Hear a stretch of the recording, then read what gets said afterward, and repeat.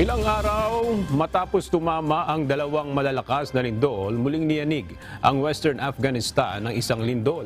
Mahigit na sa 1,000 tao ang nasawi bunsod ng kalamidad. 6.3 magnitude quake ang tumama sa Herat araw ng Miyerkules, October 11 local time at isang tao ang naiulat na namatay. Mahigit sa 100 ang nasugatan at dinala sa ospital batay sa mga opisyal.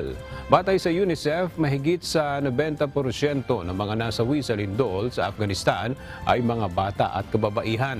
Hindi pa tukoy kung gaano kalaki ang pinsala ng huling lindol na tumama, subalit maraming tao ang nanunuluyan sa open area matapos na mapinsala ang kanilang mga bahay noong nakalipas na linggo, October 8.